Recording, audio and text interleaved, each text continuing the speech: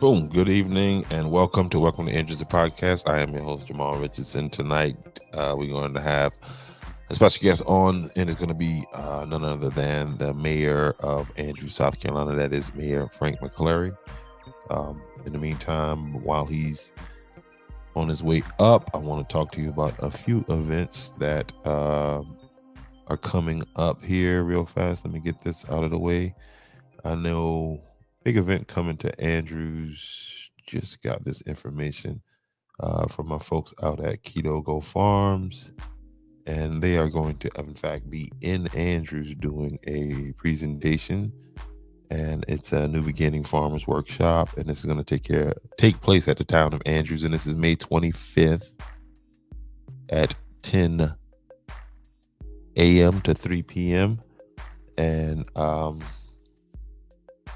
a couple things that's going to be on the agenda is going to be agro-tourism discussion, hemp farming, value adding products, farmers market. Man, I am all over the place tonight. Nutrition program info, lunch provided. Okay, and I can tell you from firsthand, I attended an event over at Freewood Farms in Myrtle Beach area, and this was very informative, very learned a lot. So I encourage you to attend this event, make yourself available, and that is March 25th. Okay. All right. So got that.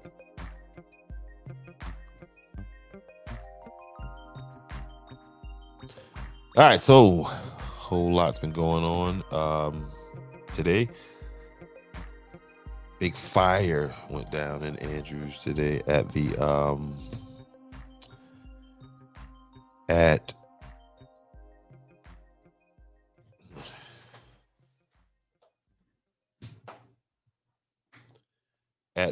intersection right there at at the railroad track right there where Lee's sign is located at, right across from the U-Haul place where all the U-Hauls are at. It's a massive fire that took place this morning. As you can see there, the main place, I don't know if this is where the fire started or not, so I guess we can get some answers. And Mayor Frank, if you happen to be watching, the link for you to come up is in the description box, because as soon as I was about to send it in my phone went dead. So if you are watching right now, the link is in the description box. You can click that link and come up as soon as you are ready. Look forward to having a conversation with you. But shout out to the Andrews Fire Department. You know, those guys came through today. That ladder truck, and that was on time. So whoever made that call, good call. So, and if you got any questions, please get in the comment section and leave the questions, so that when the mayor does get up here, we can get into this conversation. But as of now, like I said, I know about as much as you all know that's watching. And that is that this happened.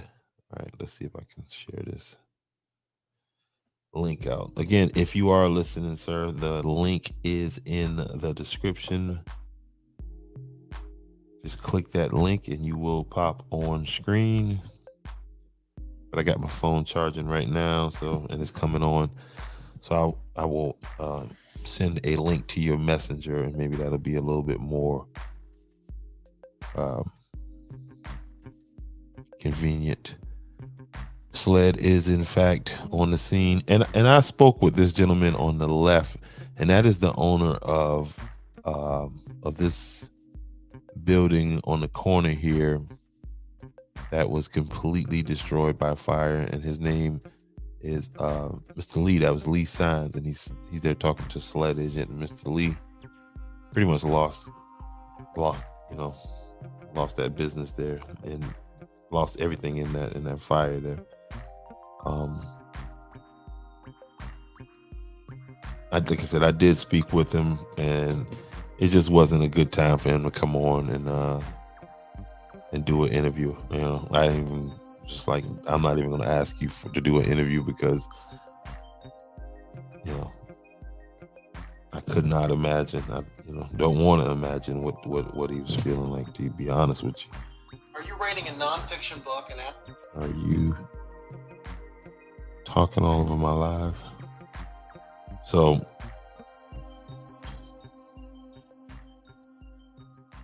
if there is a GoFundMe or somebody would like to make a GoFundMe, I would definitely push it. I would definitely donate to it.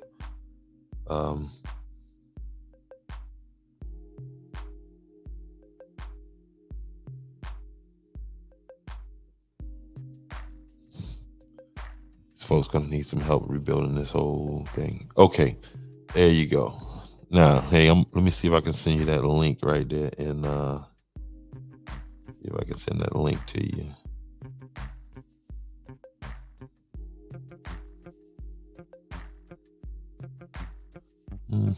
Clipboard. There it is right there. All right, there's your link right there. Again, if you would like to be a part of this conversation, yes, just click that link and it'll bring you up there. I send it also to your messenger, so you can just click on that one.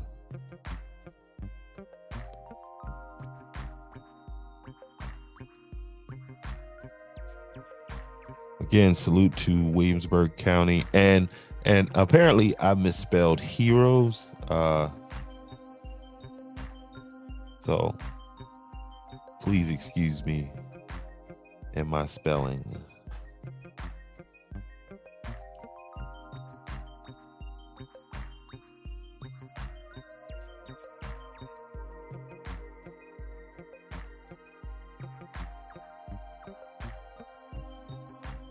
These are scenes from earlier this morning. The building where you see that huge, massive flame coming from, that is the furniture store, the secondhand furniture store.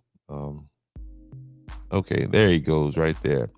So let me go ahead and bring you up on screen here. Let's go here. Boom. All right, awesome. Good to go. Welcome to the program. Welcome to Andrews, the mayor of Andrews, the mayor of the real Andrews. He ain't the mayor of Welcome to Andrews, the podcast, but he's the mayor of the real Andrews. Sir, all right, it's an honor to have you on board. Hey, I have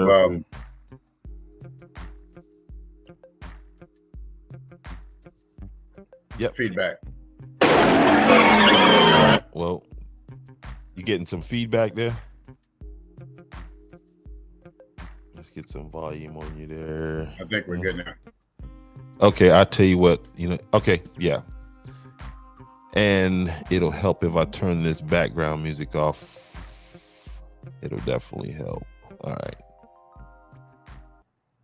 Okay, there we go. All right, again, got the mayor of Andrews. Big day. I mean, a crazy day. Big fire in the middle of Main Street. So, Mayor, tell me, what time did your day get started today? And I'm asking that question for a specific reason, because I saw somebody say something online about. So what time did you get the call that, hey, look, we got a big fire going on in town? Hey, I'm delaying because I think we're still getting feedback. So I'm not sure if it's just me. You can check with someone. Check with the audience. Okay, hold on a second. Let me see what we got here. Let me see what we got going on here. All right. Let's see what I can do on my end. Audio echo cancellation is on.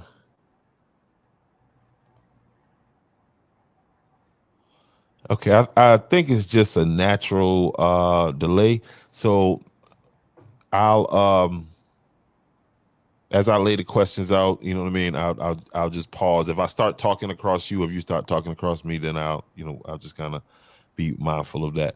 But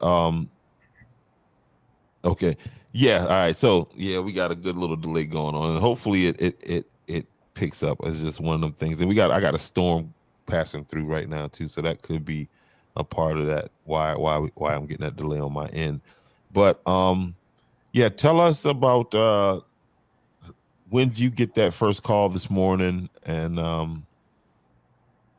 how did you arrive at the scene, and what did you find when you got there? About what time did you get there?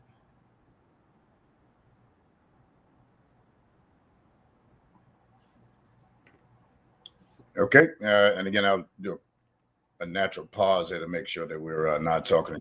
Uh, Hmm.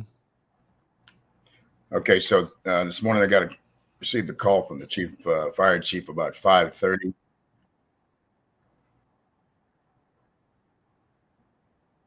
and when I got there, the building was in a blaze. That was the furniture company first,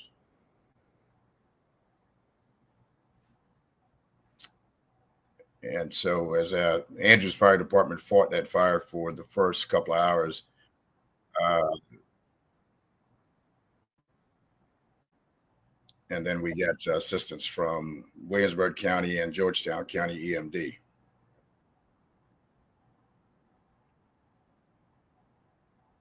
So And this as fire of lasts. Go ahead. I'm okay, sorry.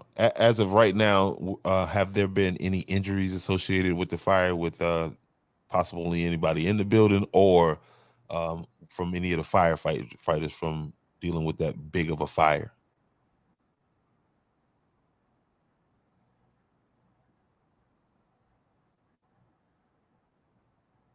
No, we were blessed that no injuries. No one was in the buildings at the time, and so the only damage was to the structure itself. Mhm.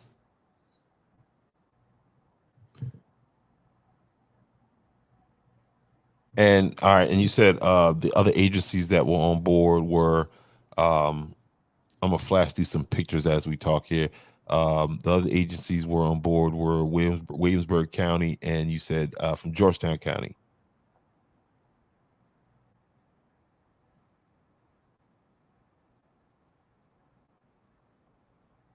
That's correct.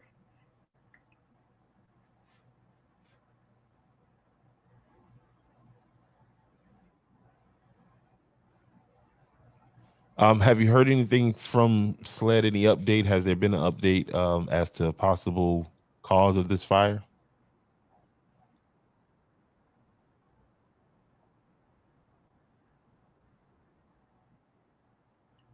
Just a brief outbrief from the chief of police, Chief Christopher Cockrell, and the investigation continues. They have not identified the cause, whether this is intended or just a faulty wire. Nothing has been determined at this point in time. Okay, and who is the owner of that structure? So the majority of those buildings are owned by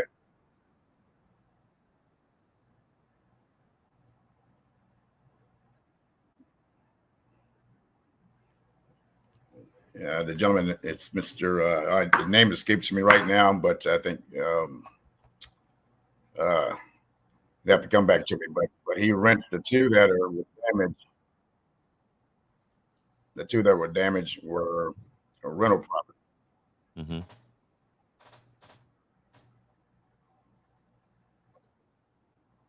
And I did have a chance to speak with Mr. Lee for a second, briefly. You know, I didn't put him on camera because again I couldn't only imagine what was going through his mind at the time. Did you have a chance to speak with him?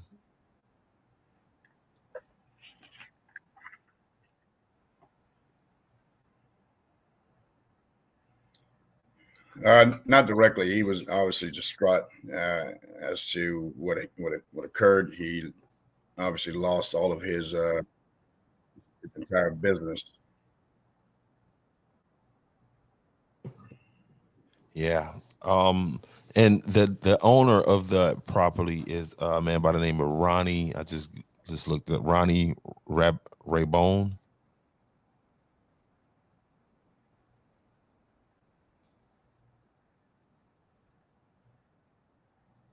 Yes, Mr. Ronnie Rayburn is the owner of the property. Senate, those two, and I think a couple others.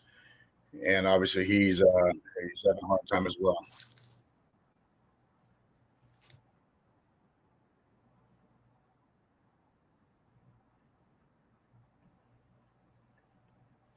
So, all right, Mayor. I want to switch gears here a little bit. I did a report the other day on the situation with town hall and the way that property had been secured, as opposed to the way that the property over at Andrews High was secured. And apparently they did go and they did some of what you see on the screen. There wasn't any fence put up. Did they tell you that? I mean, did you hear that they said that they were putting up fence?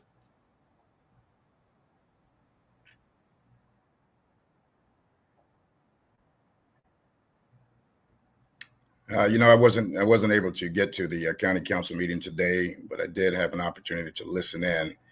And if I'm not mistaken, I think the administrator announced that they had made contact and to some degree an agreement with a demo company to take construction now. And additionally, she said that there were fence up around the area, as well as I think they intend to block the access into this place. Fence. Is this and you know, I'm looking at this tape and this tape is saying on it uh asbestos. Do they have asbestos air quality? Did you notice any of those things? Air quality testers, anything out there? No, I didn't see anything out there when I went out this afternoon. Wow. Yeah, the only thing was there just that red tape. That's the only addition that I saw that was added since March 7th. And like I didn't get I was traveling. I was trying to skim through the Georgetown County council meeting to see if I could hear. I'm gonna go back and I'm gonna listen to it. But um, so she said May 15th we're supposed to have they're supposed to start demolition on this.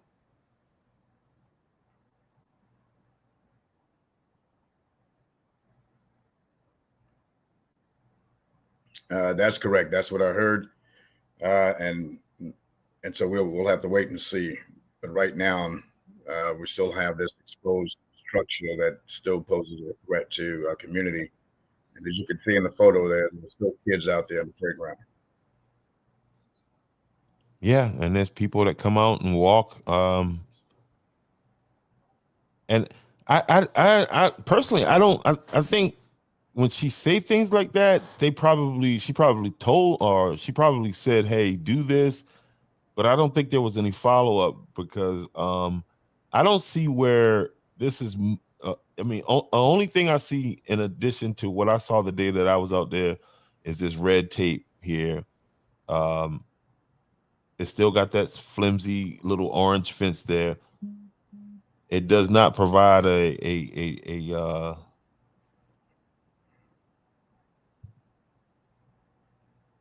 that was the answer for us.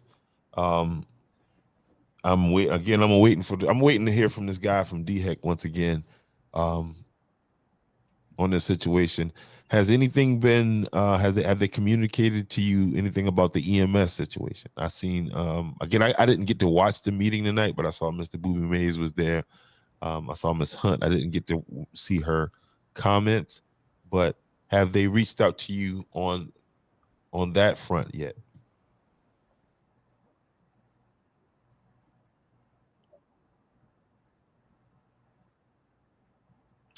No, we haven't heard anything from them other than what we heard today via the broadcast meeting. Mm-hmm. And what was, I haven't had a chance, just kind of give us of what did they say in the meeting today?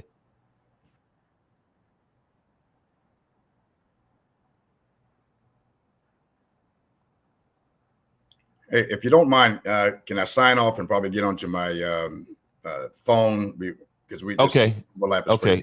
Yeah, that delay is large. So go ahead, yeah, sign off and then sign back on through your phone and let's see if we get a better connection.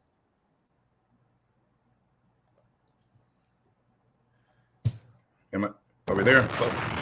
Oh, say again. Yeah, I'm gonna pop you off there. All right, let's see. I'm gonna kick you out of the studio and then come back on your phone. All right, so yeah, we having some technical little difficulties right there, but I'll get them back on because I really wanna drill down on this right here, and this is the response to the video. That's what this is a response to. So if you were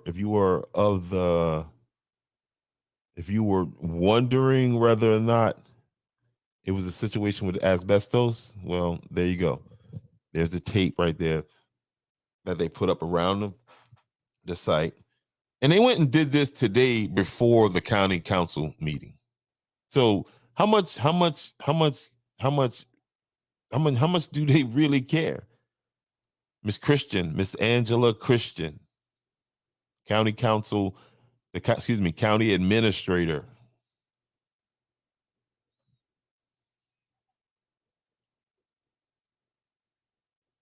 I mean, it's just better that you were doing nothing. To continue to do nothing because this is embarrassing. Continue to do nothing.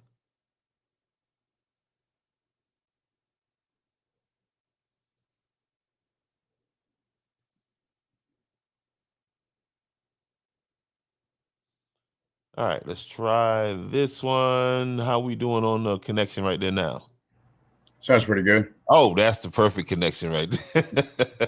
Okay. Hey, It was driving me crazy, man. Hey, oh my goodness. Hey, Colonel, I'm like, hey, this sound like we doing a war report. Like he's deep down behind enemy lines and the you know.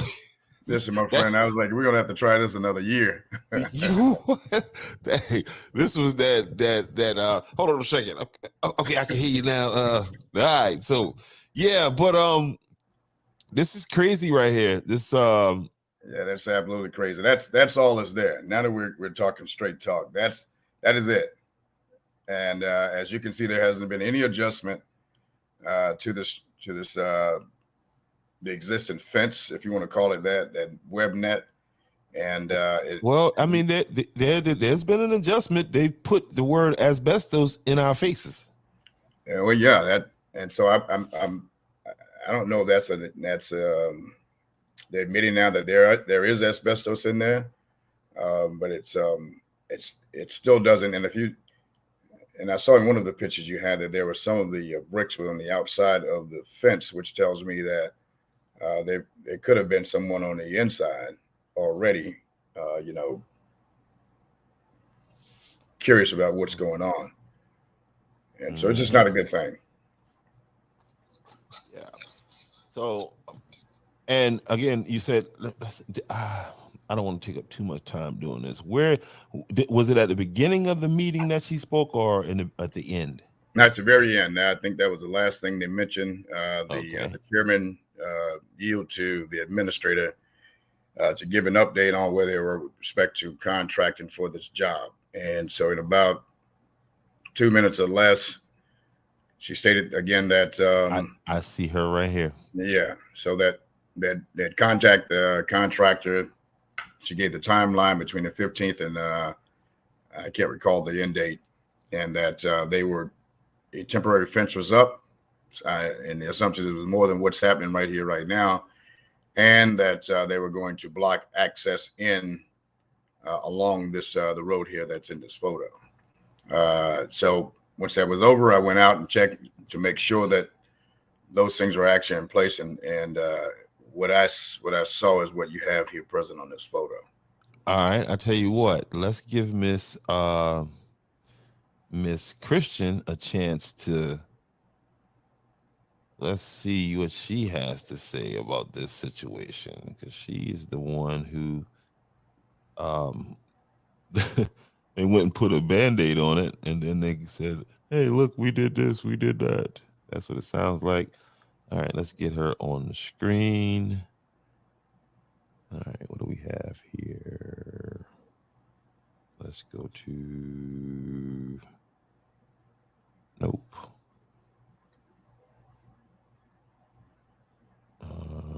Let's go to, where is it at? Come on, give me a screen. There we go. Boom. There we go, and let's add that. There we go. All right, let's let Miss Christian get up here. Let's see, man. This is definitely a bomb dropping moment. I get to review a county council meeting with the mayor. Wow, moving up. All right, so here we go. Reports to council. Can you just give us a brief timeline? All right, in this brief timeline, this is what Councilman Eric Carolina asked them to do at the last council meeting, but Miss Christian wasn't there, so I guess this is the follow-up. And then you're not there tonight, so they was just like having Number 23-17. Moved by Councilman Elliott. Is there a second? Second. Second by Councilor Johnson. Any discussion? All in favor, please raise your hand. everybody in Opposed? favor. Motion carries. We'll move down to first reading of this with the record only. On 23-8, amendment to Article 6, requirements by district, and Section 607 of the zoning ordinance dealing with two-family and multifamily developments. Let's move ahead a little bit. Number 2014-44. Have, I think this. Ooh. Stormwater management program, stormwater design manual relating to the review. All right, fee come schedule. on, man. Come on, Mr. We'll move down to. So we have no reports to council. If I could just call upon Madam Administrator, I'm going to put you on the There we spot right go. quickly as far as reports to council. Can you just give a brief timeline, Roger and Andrews, to the project? We have been in contact with the contractor for that project. They have put up some fence. I'm sorry, Mia. What's wrong with her voice? I don't mean to do what? Thing. They basically. Whoa. I'm sorry. This lady, is this for real? The contractor for that project, they have put up some fencing. They basically have, I think the start date off the top of my head is May 15th. This is the county administrator, sir, and these are your citizens' lives that she's. Yeah. And this is what frustrates me, because they're calling it a project, and it's such a casual approach to a serious situation, and that's why you can do your best to be as professional, but when you have these folks taking this thing lightly and it becoming something an afterthought, it really upsets me. So I try to maintain tonight, but this is playing with people's lives. She doesn't have the date. She's thinking, and she says there's no fence there. it's a red tape that tell you it's asbestos, which we all knew that before they tore it down. So it's a game that they're playing with the folks' lives here in Andrews, and it's not a game for me. That's a problem. May 15th, they have 20 days to complete the demolition of that project. We're continuing to make safety changes. We're actually going to close a kind of alley or road that goes straight by that project. I don't think she's ever been out there. Exactly, because you know it's not an alley. It's a main corridor. She's never been out there. As many of that council has never been here. So again, this shows the level of seriousness that they're looking at this situation. They're taking their time. I know there's a procedure, but again, the procedure should have been followed from the beginning, and we could have been far beyond this point here. COVID showed me that in emergency, they can do whatever they want to do. Absolutely. Oh my goodness. To try to safeguard for safety reasons. She don't even know that people walk out there. She don't even know that there are kids that play out there. This lady does not even know this. Keep kids away, keep people away. It's been posted as we are to do, but we're going to move, believe me, as quickly as we can to make. What is you want to comment to that? They're going to move as quickly as they can. It's ridiculous. It's basically lying to the public, because if you wanted to move quickly, it should have been done properly before now, before 7 March. And as you just stated, this is a safety hazard. There are exceptions. You could have done something more to protect the people. This is a game for these folks. Sure that building comes down as it should be, meeting all the regulations and rules that need to be in place for the demolition of that building. We are currently going through the notification process that we're required to do. That's why the date is not until May 15th before they actually can start knocking. So what did they do prior to this would be my question. This is an insult. The notification process occurred when that gas line was busted on the 7th of March. So we know what's out there now. So I guess now they backtracking and I'm having to go. Typically on a normal process, you would submit a permit to DHEC, getting permission to go in and do these things. And then a part of that is any abatement of any hazardous material that's in this place before you begin the demolition. So this notification at this point in time, I have no idea what she's speaking of, because it doesn't make sense. We've done this before. They've done it before. Now this is about covering their tracks, and it's unacceptable. It down. Okay. Thank you. Thank you for the timeline. We're You see, moving down 30 to our seconds approval on this of matter. minutes. Regular council meeting minutes on the. Say again. I was saying you see how long they spent on this discussing what's to happen next. Again, still no calls to the town hall. No one has spoken to myself or anyone from my staff on what's next. We can help, again, inform the people on what's going on if they simply just open up and let us know what's happening. I don't know why they're digging in their heels. This has been the process since I've been in this position. And now it is putting people's lives at risk. You can delay with me all day long, but I don't. It's not okay. She don't. That woman, Angela Christian, don't care. Angela Christian she's the county administrator, and she's never been in this part of the county. She's never been to call that street that runs through Andrews High a little alley or whatever that runs through there. She's never been here. Well, the thing is too, I mean, we also have 2 council members who should have boots on the ground. Her responsibility is the entire county. I get that.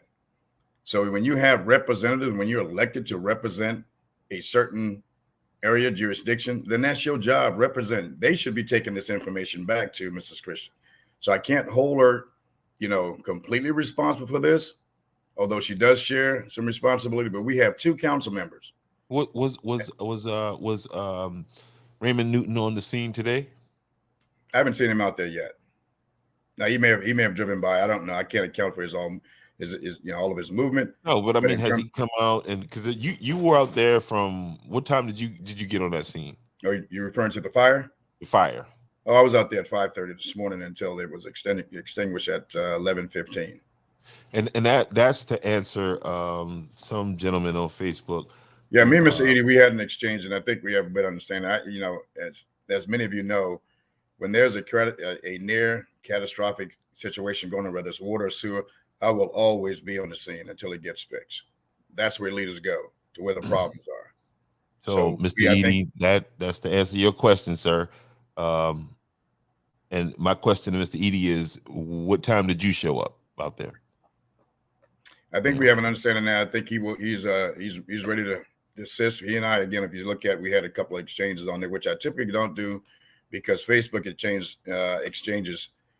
many times go left, and it's not good. So but I felt necessary to answer his question as to what time I showed up on the scene. I'm there when it's going down if I'm in town, and most of the time I'm in town we have these challenges.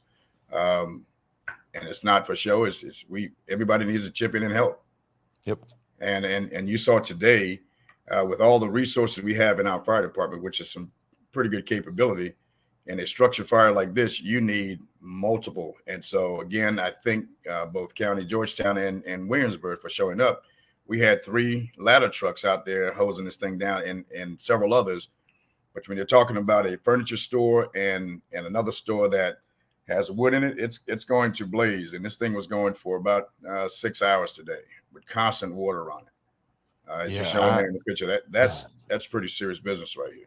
Yeah, I heard some of the comments from some of the folks who were saying that just general, that they made a couple people made the comment that, hey, that was an accident waiting to happen. Because I mean, to be honest, I had been in that furniture store, and I mean, it was packed.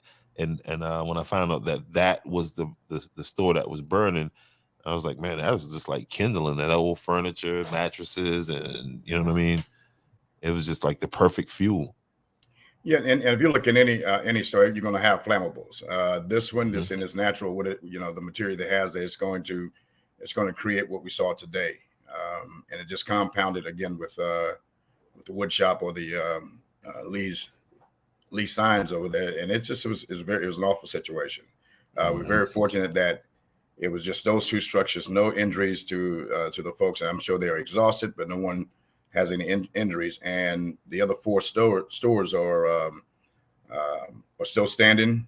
A lot of water damage and smoke damages to the inside, but I think they can recover obviously a lot faster than the 2 structures that were totally destroyed.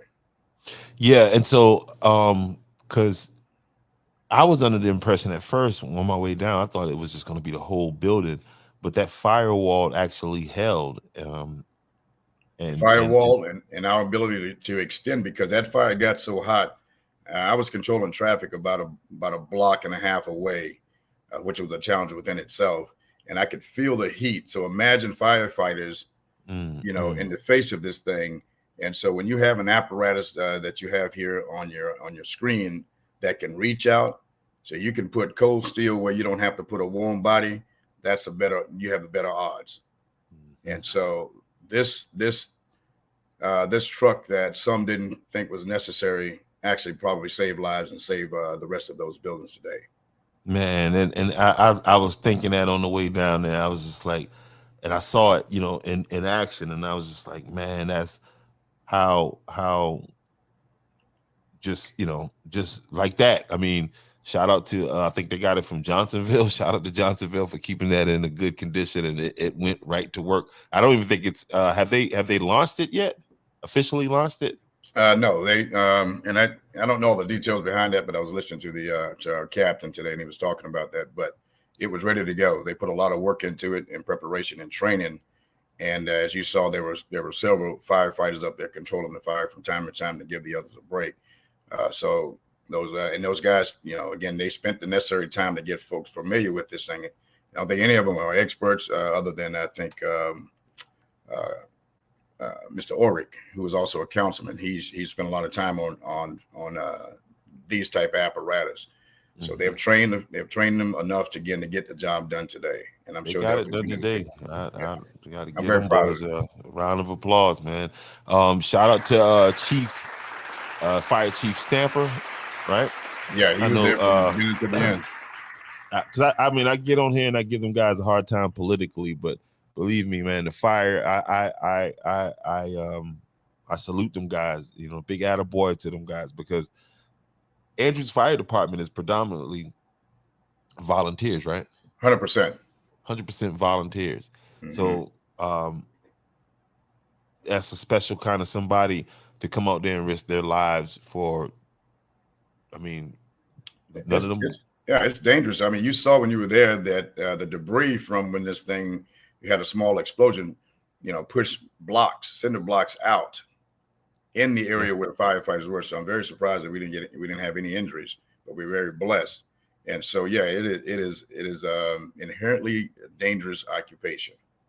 And so you're not getting paid for it. That speaks volume to who these folks are and their commitment to the community. If I had one of those, like those buttons you have over there, I'd be giving them, a bunch of explosions there. Go ahead and drop it. Gotta give them guys the bombs, man. And I wanted to talk to them, but them guys, they wasn't interested in the camera. They was just interested in fighting that fire.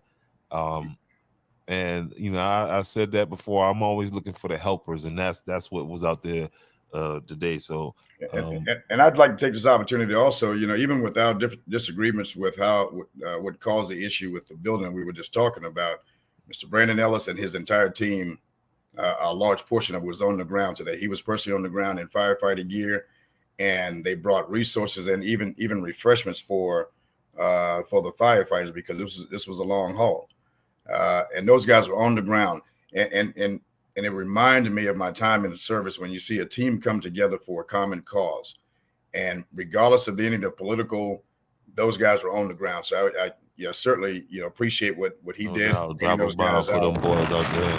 And so, my point is that if we can get politicians to do what these first responders do, we will have a better country. Good luck with that, Mayor Frank. If you could pull that one off, then we need to get you in the White House, because first responders, that's a different breed of people. You know what I mean? Because there's no. I'm certain if we could, we wouldn't have many of these conflicting issues with one another. Absolutely, it's all for the people. We're public servants. None of this should be about your personal gain or your feelings. It is about the people. And if you're not in it for that, then find something else to do. You're holding the rest of us up. I'm very passionate. Again, and I'm not going to apologize for that, because it's at this point, it's ridiculous. It's ridiculous. Okay? Her response was like, "Oh my goodness, lady!" Like, her response was crazy. Ms. Palmer says, "Appreciate all the hard work everyone put into controlling the fire today. Blessings and prayers to everyone." Shout out one more time, man. Get them boys from Georgetown, Williamsburg County. Let me give y'all one too, man. Those guys came in full force, man. They were there, and they were very helpful, advising, hosing things down. It was, and those guys are a full-time force over there. So of course they will probably have more school train and but they got right there and helped fit in, didn't try to take over, and worked as a team. So it's we can't say enough about what happened today, and how much it made a difference. Mm-hmm. That's what's up, man. Yeah. So again, EMS, we haven't heard anything from the county. You all just heard that comment from the county administrator. And again, they're ignoring it. Like you said, she doesn't, she don't know. I can tell you that right now. When she described that street, that whole street as a little alley or something like that. Lady, you ain't never been to Andrews. Like, you need to come. If they would have one of those little strips where you can, track the vehicle traffic, and I mean, for God's sake, it's a recreation department. It's the kids play football and all kind of stuff on the field, so that is a major access. So to say an alley, you got to be kidding me.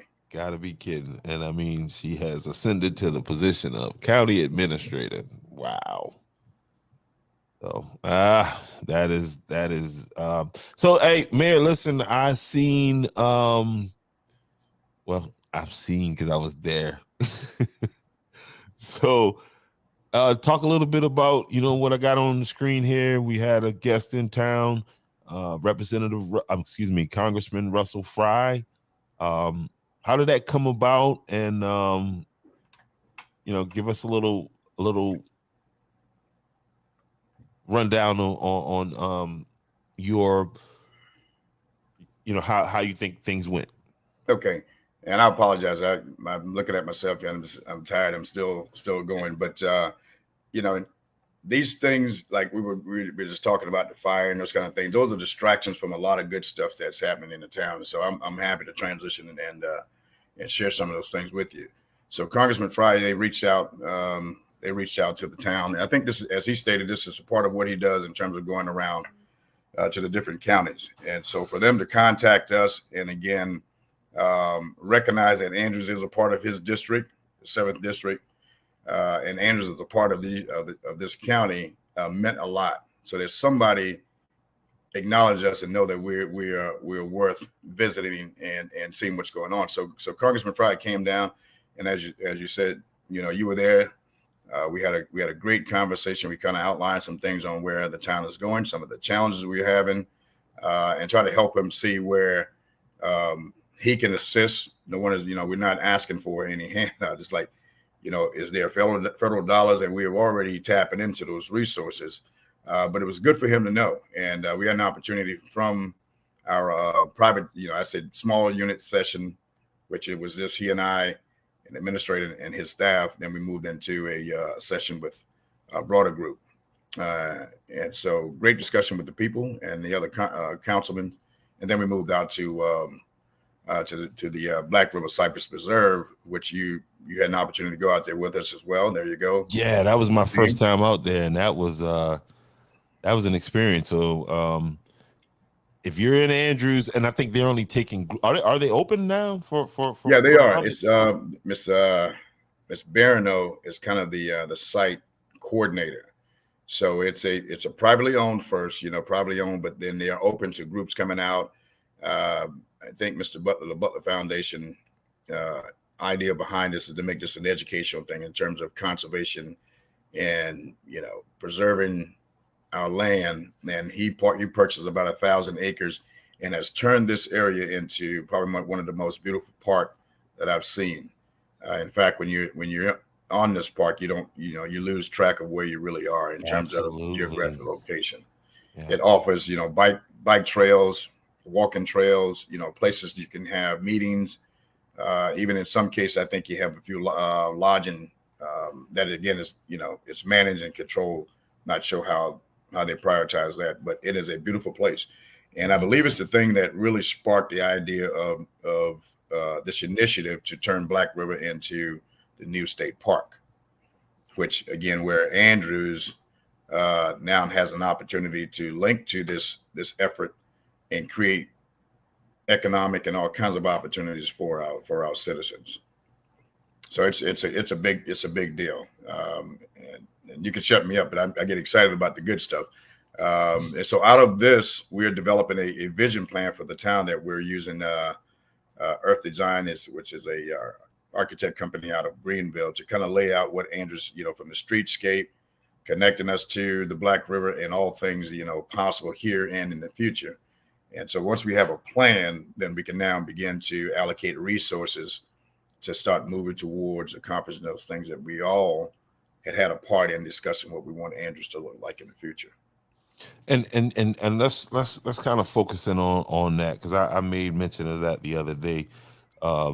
when one of the councilmen was asking about help for the streets and all of that. The visioning plan. What sparked the idea for a visioning plan, and kind of explain it to me like I'm a 5-year-old. What is a visioning plan? What is the purpose of this visioning plan? That's like in any entity. It could be in your family. You want to lay out what do you want for your family? What do you want for your organization? And you simply you lay it out. You say in 3 to 5 years, I want, it may be a brand new home you want to move into. It could be a car. So in this case, as Andrews, is that what do we want? So these people are architects. They have this big brain that can now visualize. They have all this experience. Said, okay, based on they came in, did a study. They've been looking at this thing for 8 months, if not more, and said, okay, here's what Andrews can become based on its resources, its location, and what's happening right now. And so they will lay this out. They say, talk about what do you want your main street to look like? And they lay that out for you. They give you some ideas. Then they said, okay, based on where you are, your population size, the amount of people that comes through here, here's what Andrews has a capacity to acquire in terms of, for example, restaurants. They've explained to us and laid it out to us in numbers that based on the amount of revenue that leaks out, meaning that we spend money elsewhere, there's about $4.5 million in food and beverages that we spend 15 miles or 15 minutes outside of the city of Andrews, or the town of Andrews. So that translates to, we have an opportunity now for 2 major restaurants based on the money that we spend outside. If we keep that here, we can bring in at least 2 major restaurants. They've done the same thing with respect to clothing items and other things that says, here's what's leaving, and which makes sense. If it's not here, we're going to go somewhere else to spend and get it. Absolutely. We don't have all of the dining, all of the options for dining. And we do have some great places here. As you see, that's popped up. Mel's, you got Jacob's here now. Always had Super Chick, Subway. Those are here now, but they're telling us that you have an opportunity for more. And you have an opportunity based on other attractions that you can add to your town to bring in industry. So does this, all right, is this different from the economic development plan from the county? And how does this tie in, or does it tie in? Does the county, do you communicate with the county on the direction, the economic development board, I guess, for the county? Short answer, we should. But again, this divide and the lack of communication between the two, because the economic developer for the county should be looking at Georgetown County as a whole. That's not happening. So we're having to do these type efforts on our own. And we've always done that. So even with the business that have come to Andrews in the past few years, that's based on the efforts that's coming out of town hall. But they should be looking at the same thing that we're looking at through this vision and plan is, okay, what does Andrews have to offer? We have a tremendous amount of warehouse space that several companies have occupied, and this is really shaping up to be a distribution area. Being where it's geographically located, here's Andrews, an hour away from Myrtle Beach and Charleston. A major cabinet distribution company decided to come here about 3 years ago, and they're doing quite well shipping out cabinets to these major hotels, and that has happened in a number of cases. A lot of people don't know that, but it has. We have a medical distribution company that's here, and so those things are happening. But again, to your point, this should be tied into the overall economic development plan that the county has, because they have more resources. Their reach into industry is much greater than ours.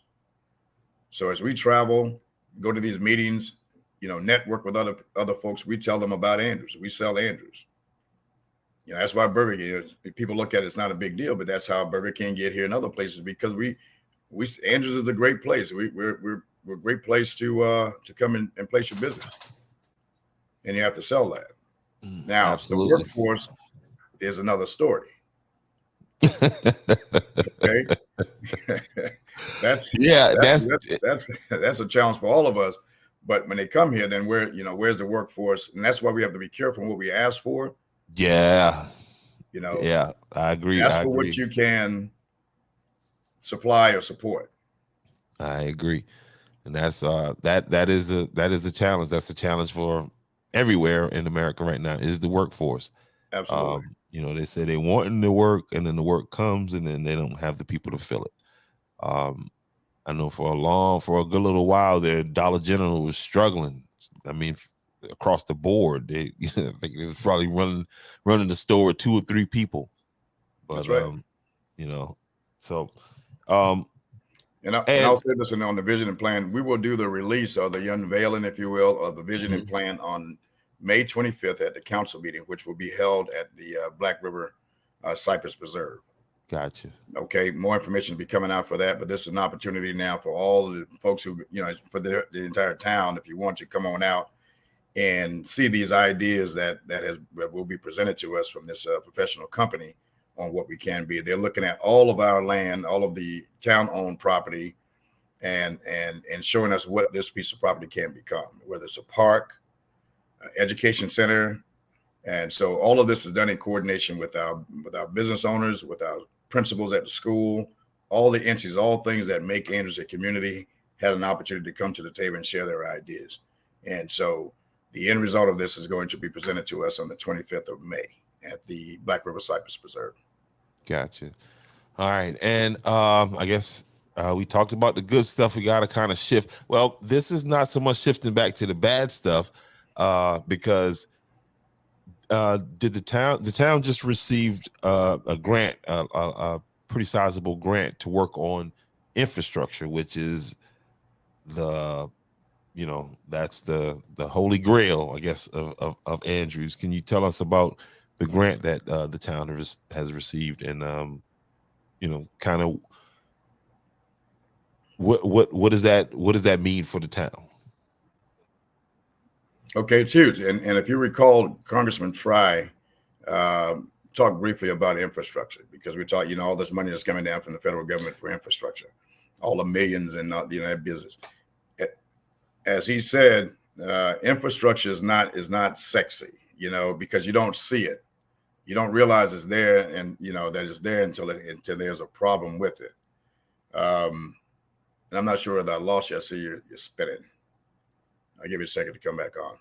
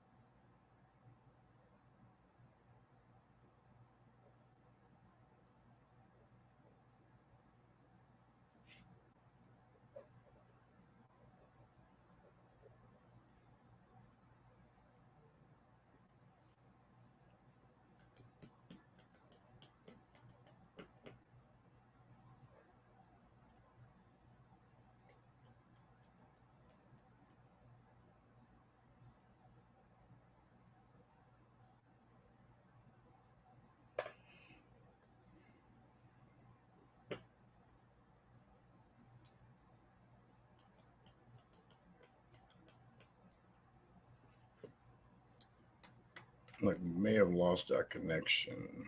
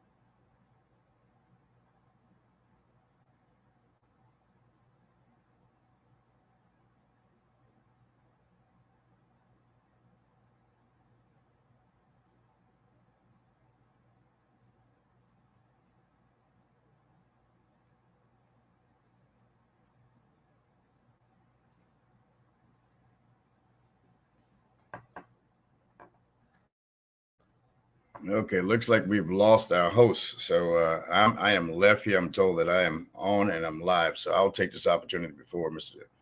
Richardson come back on to finish real quick on a couple of things. Well, this steals airtime. Okay, what we were discussing is he asked about the grant that we just received, which is the let's call it skip grant, and that grant was about $7 million. Okay, we're very fortunate to get $7 million. And of course, match comes with that, so we were able to provide the match for it. Things that will come out of that is focus all on the infrastructure, both water and sewer. And I'll rattle off a couple of those items. On South Morgan Avenue, it will be water and sewer improvements, and so on that, and that's that long stretch from Main Street. There you go. Hey, I'm about to take the show, man. I was gonna Hey. see your airtime, brother. Oh my goodness! Listen, I'm about to fire the Black Tucker Carlson, man. You kept me going. My battery went dead on me. You see me early. I was flipping. I plugged in a cord, but anyway. But go ahead.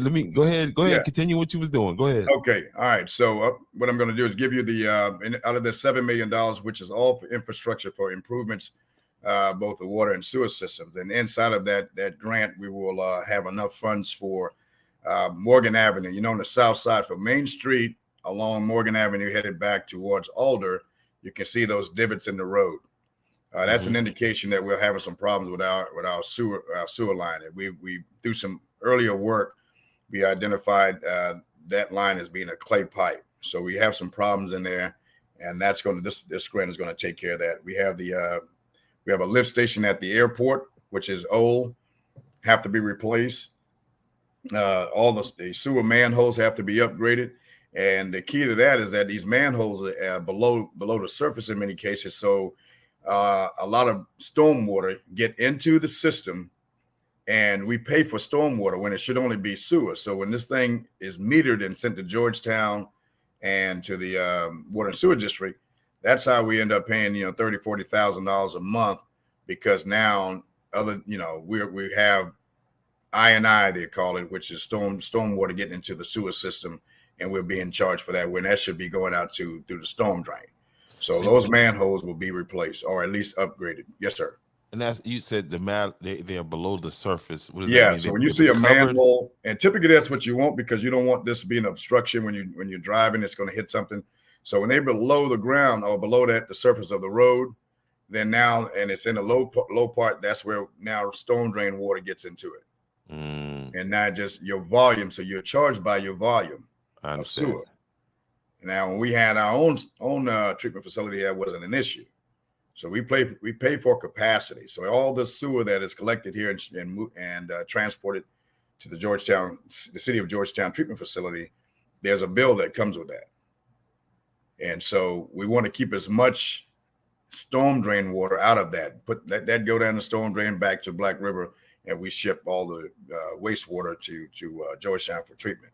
So that's a problem. We have over 500 manholes. So you imagine the task to now identify all those and see, and determine what's required now to prevent or at least eliminate most of the water, rainwater getting into it. Okay. And with all the rain we get, you can imagine how the bill fluctuates. So then a part of that, then we get, again, the lift station, those manhole upgrades. We have a master meter and a transfer station. So what that means now, what we're looking at now, replacing these meters that we have that we've been having challenges with, that is now part of our problem that we're trying to sort through now with the bills, getting the accurate readings on the bills. This system will come in and potentially replace those things where we can, just drive by. We'll have it's all ready, what do you call it? Remote control. You have to get out. It's a system on the vehicle. They will do your automatic read and send it back to the billing clerk, and your bills are generated just like that. So this $7 million was going to help us solve some of the challenges we had. Now, that wasn't the only problem. We had personnel issues behind that as well. But this will take the human error, the human element out of this. Telemetry on the water and well tanks, which means that we can read our tanks as opposed to having to send someone out to read them every day. We can read those back again back at town hall. Valve upgrades, again, when we have a busted line, we will be less likely to lose all of our waters when we can isolate the problem. So we'll have valves installed throughout the town so we can isolate an issue. It may be affect a block or two, but not everybody will be affected by low pressure or no water once we get these valves installed.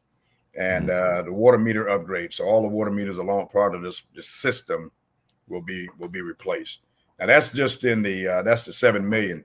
But as you've talked about before, we also have a project ongoing on Beach Avenue, which is going to replace the water lines there from 2 inch to 6 inch, and you can imagine the great water pressure to get out of there, and that entire road from Main Street back down to Hickory will be repaved, so it'll be a new road. That's ongoing. We have 2 grants in right now waiting on approval to address the issue we have on Magnolia, which is a sewer issue, another collapsed pipe. That'll address about a block of bad pipe and replace that. We have another grant in. We're waiting for the word that it's been approved. That's going to address the issues we having out on with the AT&T tower, severely damaged our pipeline. So we've got about 3 grants out there right now, to include one we just heard about last night. We more likely will get approved for brownfield. So with that brownfield grant, which will come out and do an assessment of that old Barano's station and tell us exactly what's out there. And that's the first step in this process. And then the next step is now getting the funding to now move all of that, just completely take that out of there and turn that into something that is useful for the community. So a lot of things are happening. Again, as Congressman Fry said, none of that is sexy because no one gets to see that. But that is absolutely key to any community, is having your infrastructure solid and reliable. So before we start building buildings and all this other stuff, get your foundation straight. And that's what we've been working on for the past 7-8 years. Even before I got here, there's work. Don't get me wrong. There's work was going on, but we've now amped that up. We were under 2 consent orders by DHEC to get a lot of these things upgraded.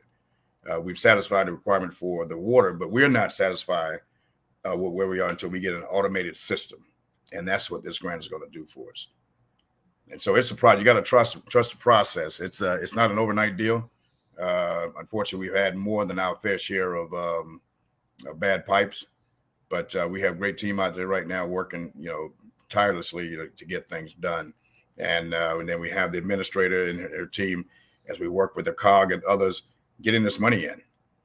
You can't get this done without, and you will never, on our budget, on our ability to generate revenue, you will never get enough funds to address these needs. So we have to always take advantage of those funds that are coming down through the state and the federal government.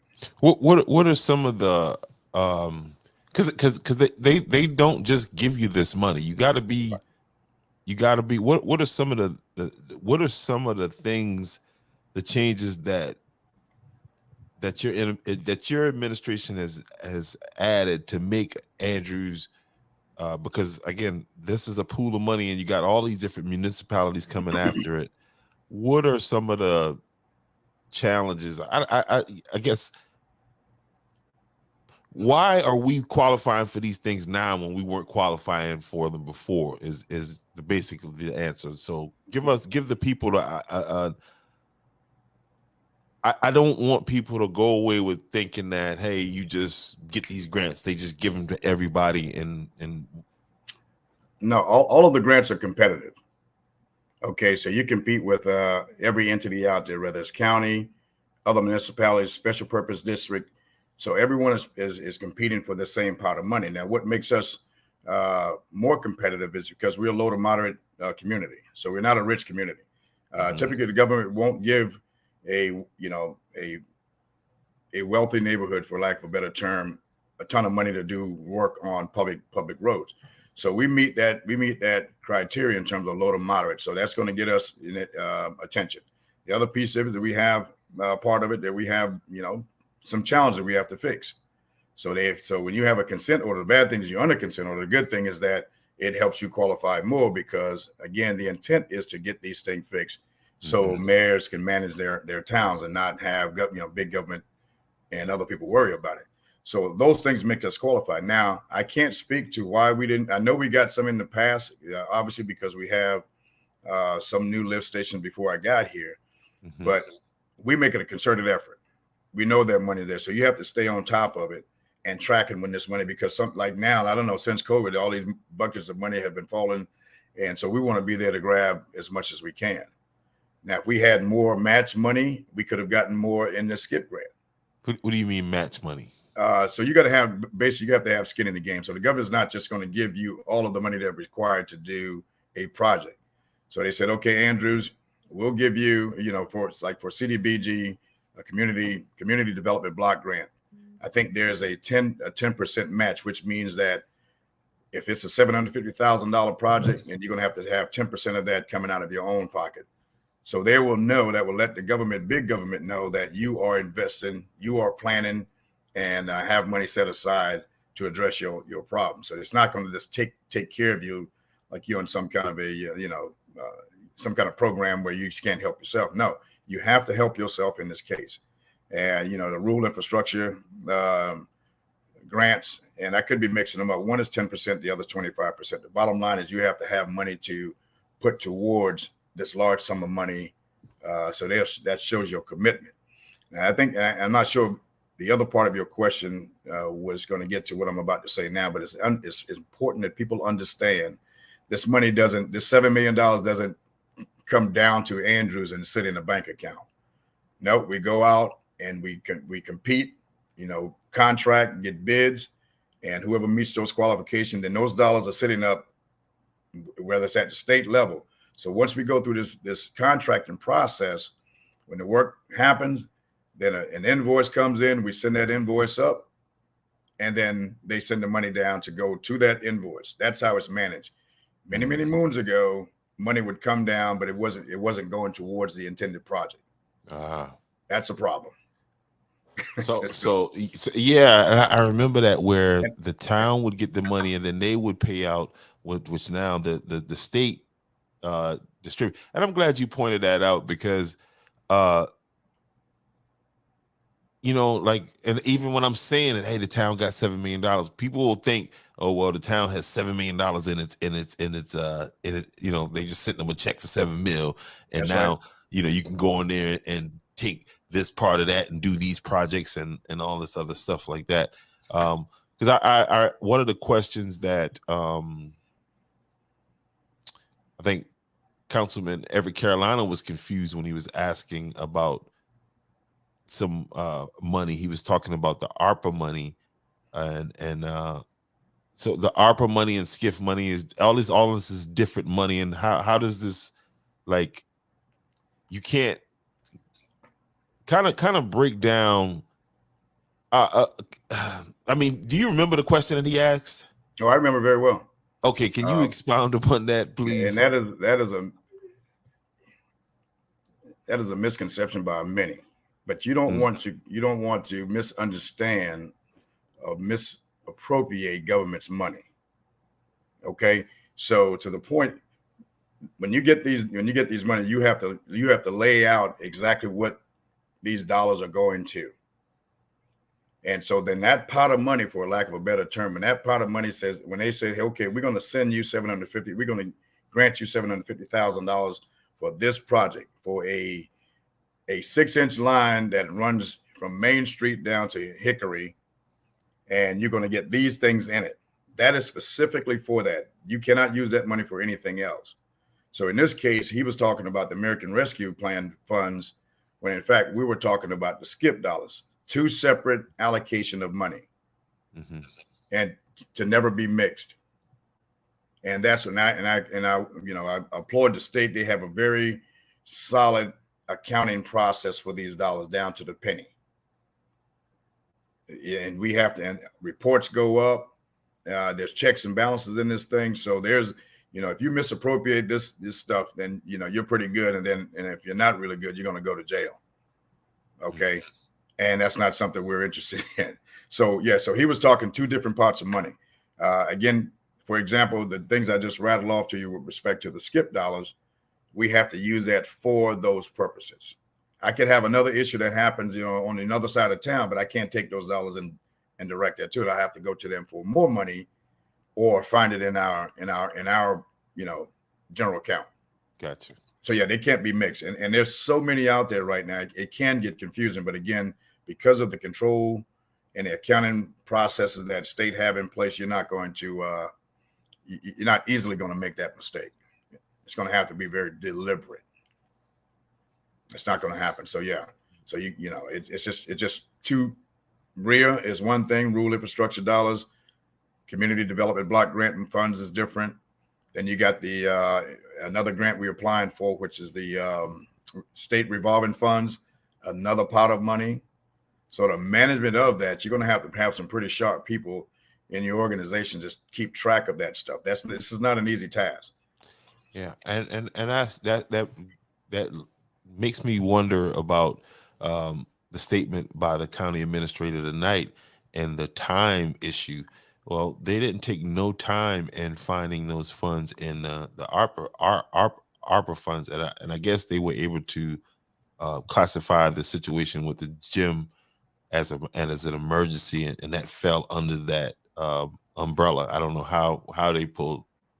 I don't know how they pulled that off, but they found that money to fund that real fast. Well, they didn't find it. It was there.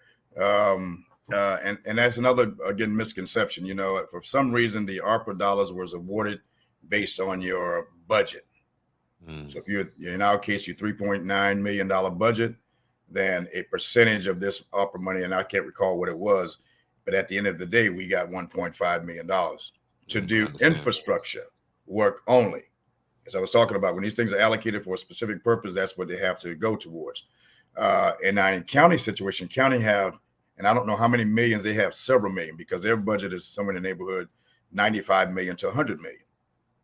So the percentage of money comes down. So it's almost like the rich get richer and the less get less. So we were very careful on how we spend that. We didn't touch this money because we know there was going to be a time that we're going to have to apply it to these things. Now, since then, they have rewritten the rules in terms of how you can use these dollars. It was for infrastructure. Now they've given the local governments flexibility to use it, to reallocate it, if you will, to other things. So when I say the money was sitting there, they have opened the aperture on this thing that says we can use it for, X, Y, Z, whatever they agreed to, whatever the government's now new parameters are, that's where. So it's all legal, obviously, but they have quite a bit of money there set aside, and so in this case, $340,000 is probably a drop in the bucket for an organization that received $10-15 million. So that's how Everett Carolina was able to procure that money for the blighted program over there. And yeah. And again, you're comparing apples and oranges, and I know we have an organization that has been requesting. There's a lot of things we have to use the same accounting and management tools that the state use when we start talking about not just state money we get, even the money we generate. We can't just give it to someone and say, "Hey, I want to go out and do a project in town." There's accountability that has to happen. And so, because imagine if we do that for someone that doesn't follow the procedures, or we don't follow the procedures, then we'll open ourselves up to say everybody comes in and say, "Okay, I need $100,000 to go out and do this." It doesn't work that way. So in Councilman Carolina's case, he went back to his I guess to the county council and administrator and said, "Okay, I have this program over here that I've done the groundwork, and I'm ready to receive it for the the removal of these blighted homes in Grapes. I think it's Grape Station, I believe it was." But again, you look at the pot of money they have and what we have. There's almost no comparison. Well, I know there's no comparison, and so we have to be very. We have to be good stewards of the dollars, obviously, but then put them where the critical need is. Gotcha. All right. So Let me adjust my camera here again. I'm having all the kind of issues here tonight. Hold on one second. Well, that's a cool little afro, whoever that little guy is up there. That's pretty. Oh, that boy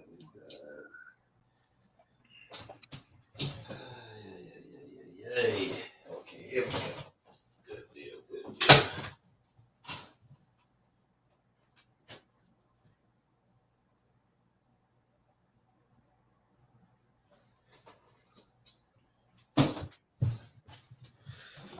All right, we are back. No, you're back. All right. I'm back in there. See your avatar. There you go. Yep, there I am, but I need to adjust my camera here. 1 second. Hold on. Got going on here.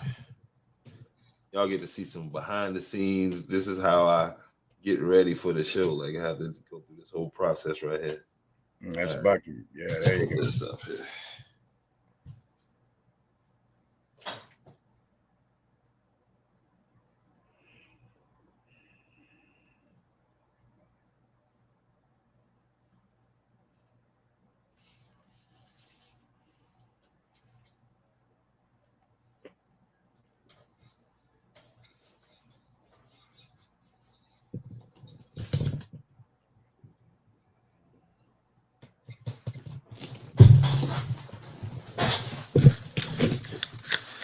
All right, there we go. I am back. Got the camera, all these batteries. Hey, we've been going for a while, but it's good to talk about this stuff because we don't get enough. I don't have enough time, or don't to sit and talk and kind of share this information with the folks. It's a lot of work, like as you just talked about, behind the scene that goes on to try to make things possible for the town. So but it's all worth it. And hey man, I applaud you for it. Because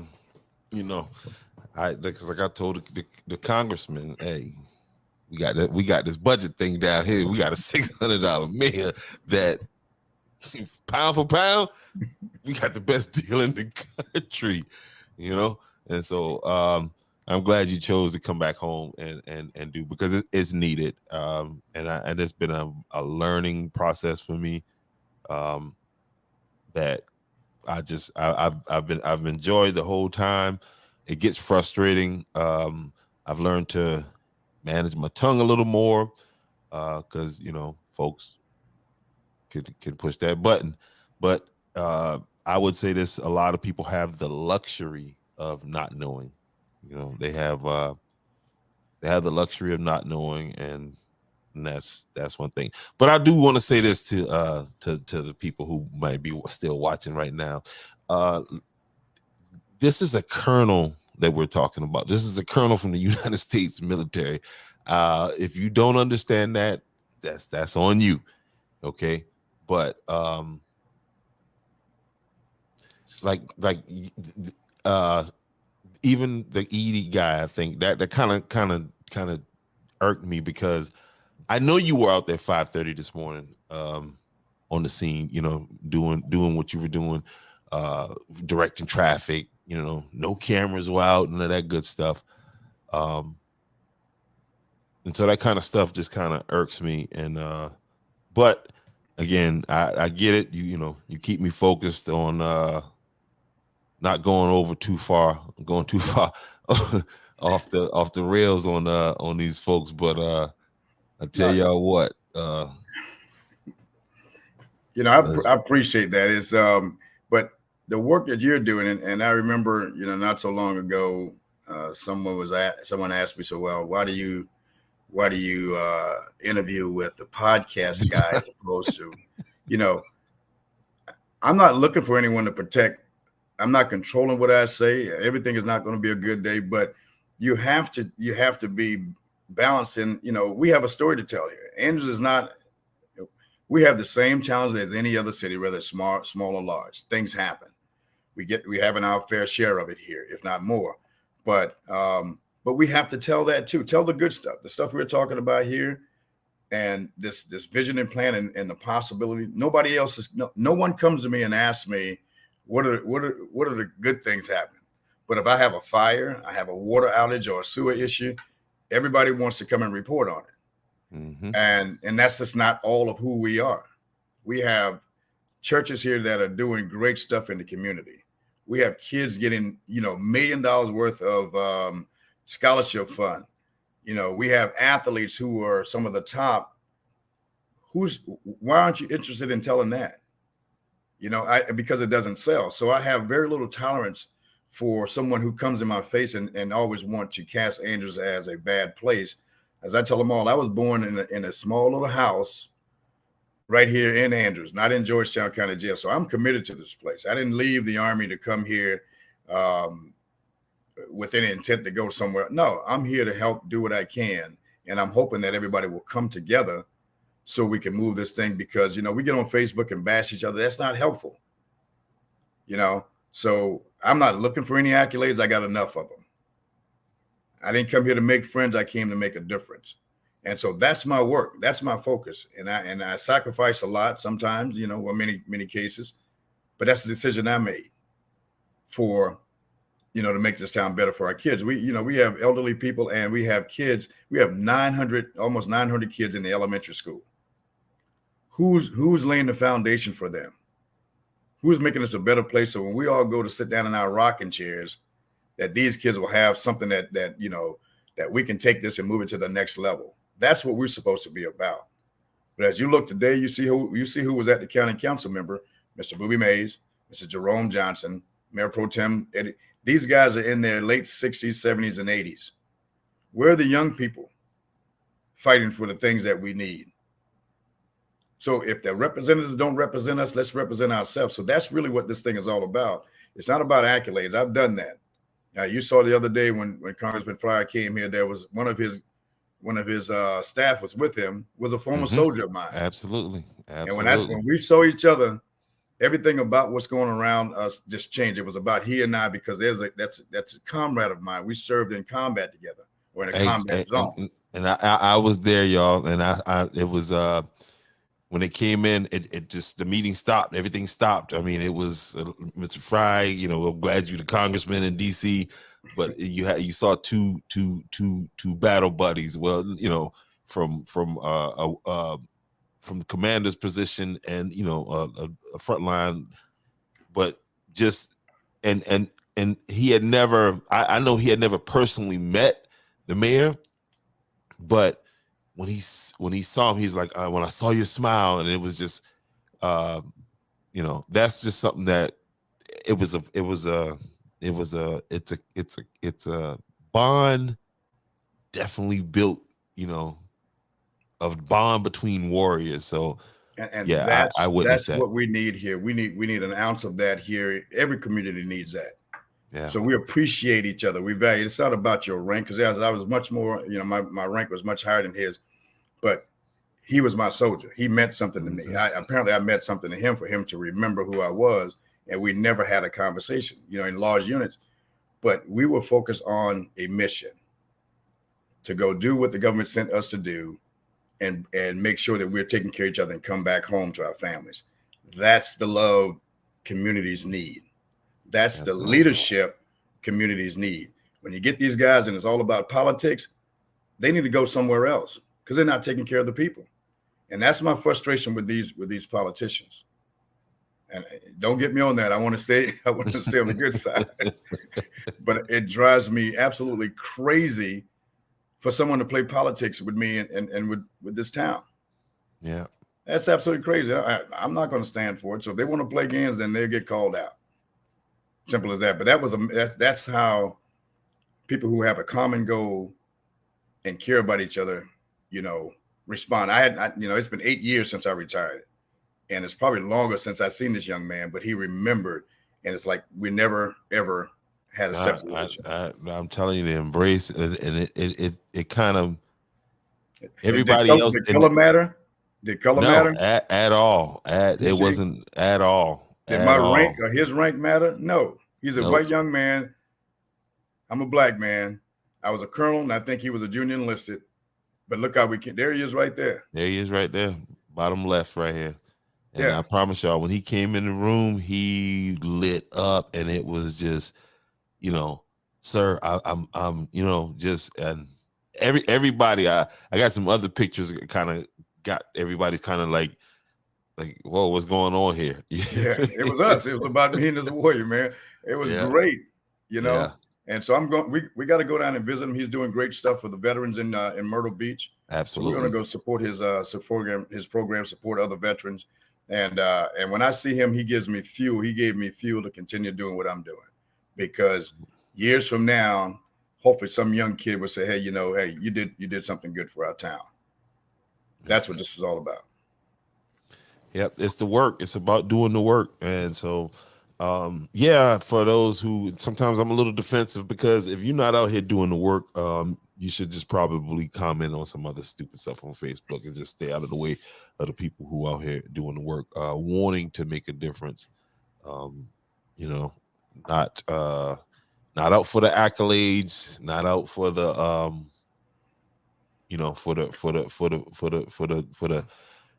my thing is no victories with one hit a day. So, we continue to fight. That's how I feel about it. But Mayor, look, man, we've been going for a little while. I ain't gonna hold you much. I ain't gonna hold you any longer. I'll tell you what, we'll go ahead and wrap this up here. But anything you want to go ahead and announce to the people, anything you got coming up? Next town council meeting will be that's on the 25th of May. We've moved it because we have another conference. I'm on the South Carolina Community. I think it's Community Development Board, House, something like that. It's so many boards, so I'll be off doing some stuff with them. So we moved the council meeting to the 25th of May, and that's the one that's going to be at the Cypress Preserve. Okay, and that will be the unveiling again of the vision and plan. We will also talk about. I'm planning to do hopefully another town hall, because we want to talk about we have several roads right now that are identified for upgrade, for repaving. So we want to talk about the SCDOT effort. We have now 2 resolutions, one from Georgetown County, which was approved tonight, and Williamsburg County approved a resolution a few weeks ago to get a traffic light at the MLK Seaboard Road intersection. Oh man, bomb on that one, man. Yeah. So we got them to move on that. We appreciate that, because that's a very dangerous intersection. We'll talk more about that. We'll talk about the flood mitigation efforts. We have another, $4.5 million that is going into the new storm. We've been talking that for a while. I think there's some contractual challenges going on now. County's kind of managing that project. So a lot going on, but they need to come see this vision and plan. because when I saw bits and pieces of it yesterday, we had a quick update with the design team, and I'm excited. You know, I'm a by trade, I'm a planner, I'm a future planner, you know, in the military. But to see the work that these people put together and the vision they see is far beyond what I thought Andrews can become. And again, it's not all going to happen at one time. It'll be a phase kind of thing, but we will have a plan so then we can now work towards. That is the issue we've had for a while. We never had a plan. Never had a plan. That's what I was going to come back and say that's been just kind of walking, you know, aimlessly without a vision, without a plan. Because something that the congressman said that I've been saying for a long time is it was in response to when somebody was talking about, you know, we don't have a beachfront, we don't have a harbor walk, we don't have, you know, XYZ, and his response was sell what you got. So exactly, you know, and that's just what it is. We got to sell what we got. And for those who don't want to, who you know, you still want to look outward and figure what we don't have, and then all these other people are looking and seeing exactly what we have right here, that jewel, that Black River. You know, sell what you got. That's I might need to make a t-shirt. A t-shirt go down in here. It's a part of your merch store. There you go. Sell what you got. Hey, we'll have on the 20th of July. That's the kayak adventure down Black River. We'll have a lot of guests come in from. I'll definitely be there. Congressman Frye will be back. We'll have some of our guests from the state. We'll have doctors and nurses coming from MUSC to join us, and that's a bigger effort then because we anticipate some resources coming out of some of the efforts to physically connect us to the Black River. Okay. And so they're coming down. They're going to be a part of stuff that we want to go out and show them the Black River. So kayak time, that's July 20th. SC, if you Google SC7, you'll see some of the work that this organization does. And that's with Mr. Tom Mulligan. He's kind of the director for this, you know, a branch off from the governor's, one of the governor's program. So we're getting a lot of help. We just have to now start to help ourselves. And we also want to encourage our citizens to start look for opportunities to establish your own business. So when when the demand starts to go up for lodging or food or clothing or sporting, you know, all that stuff should be resident right here in the town. So when our guests come in, they can buy or rent from us. You know, if you're into doing tours along Black River, then invest in that business. Don't let all these folks from the outside come in and there we go. SC7, that's it. I think SC, yes, I think that's SC7 right there. It's registered Avalanche Clinic Fitness Challenge. There he is, right there in the right side of the screen, Mr. Tom. Great man. He's committed to assisting us with the work that we need to get done for this connection to Black River. Here you go. So you guys make sure y'all go check out this website. Watch that documentary. Watch the documentary. SC7, no doubt. So that's what it is, man. Again, the mayor of Andrews, South Carolina, in the building. It's been a great talk. My battery went dead. You kept it rolling, man. I tell you what. I was about to take over, my friend. Hey, man, podcast Frank. Hey, that's what it is, man. You can start one, man, with the Colonel, you know. It's just, we got my hands full around here. I'll rely on you. And I want to say to you, you know, continue the good work. We appreciate it. It's necessary. And the thing is, it's quality work. You see some of the opportunities as we go around, meet people and connect. What you do is important stuff, and it's top grade. So I applaud you, and anything I can do to help you with continue to move forward, it would be my pleasure. No doubt. All right. So again, man, the mayor, I appreciate you, brother, for coming and stopping through. Sorry about the technical difficulties, but we'll do this again. We have to do it soon. You know, because I noticed your job never stops. Like it's Yeah, if you feel yourself like taking a breath, man, you better watch out because here it comes. Something coming. Something's on its way. You know. So, all right, I appreciate you, brother. You have a good night. I'm about to wrap this up here. I'll see you on the next one. All right. Yep. All right, there he is, the mayor of the town of Andrews, Mayor Frank Mcclary. Awesome show. We almost did a 2-hour run here tonight. So, listen, y'all, make sure y'all share this broadcast out there. Like, if you want to support the Welcome to Andrews the Podcast, go to the merch store. There's a link in the comment section. Or if you see any one of my lives, I got it pinned on my Facebook page up there. So go over there, get you a coffee mug, get you a thing. And again, I am going to be, we're in the process of designing homecoming gear, all kinds of homecoming gear. So you'll be able to pick up your homecoming 2023 gear right here. And you'll be able to have that. You won't pick it up here. You'll have it delivered to you from online. So you're gonna have to get those orders in early so that you make sure that you have it when you show up this year for Heritage Festival. Again, real quick, Bring Harriet Home, A Journey to Freedom. Make sure y'all reach out to the Gullah Geechee Chamber of Commerce.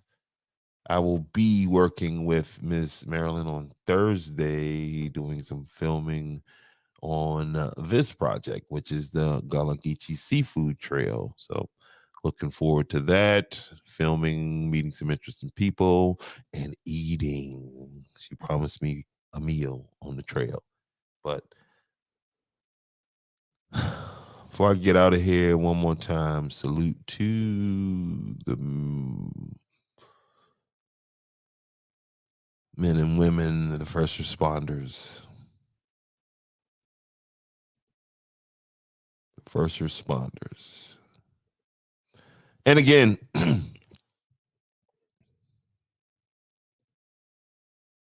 May 25th, 2023 at the town gazebo.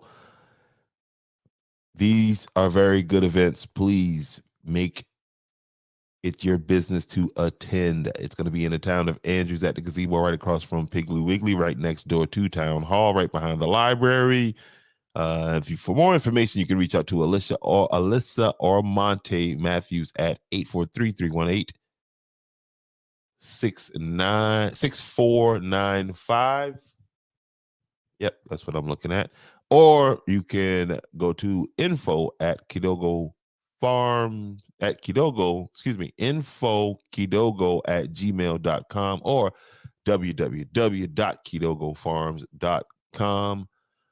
And one of the big things is lunch will be provided. And I promise you, it's good lunch because they had an all vegan meal over at Freewood Farms. And just looking at it, I was hating. I ain't gonna lie. I was looking at it, man, whatever.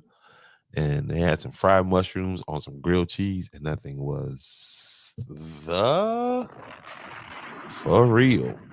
So look forward to that event again.